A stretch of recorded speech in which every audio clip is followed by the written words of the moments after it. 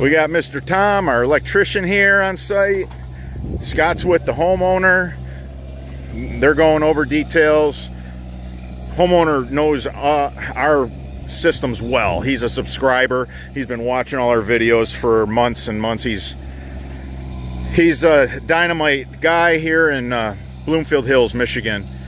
Hopefully this system, I hope, when it's raining hard, he sits there with his phone and an umbrella and gets us some dynamite footage, because Bloomfield Hills is a couple hours from my house. So I mean, I ain't gonna come down here and shoot water running, I can tell you that. It's not gonna happen. I know you guys want to see it, but it's not that easy. Half the time you chase that stuff on the radar and you get there and it just falls apart anyways. You just got to be just completely lucky. The couple systems I caught running, that's what it was. It was just luck, and I was in the right place at the right time.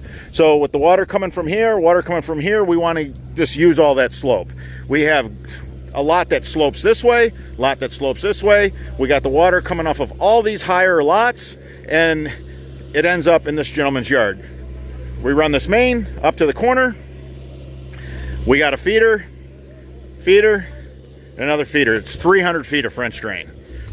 We're running high octane with the premium Baughman 8-slot yellow. And we have a 24-inch in diameter, 48-inch deep lift station. It's going to have a cast iron grate on it. So all the bulk water that used to sit in here just goes right into our lift station. And we have 140 foot of discharge out to the street. So it's a pretty good sized system.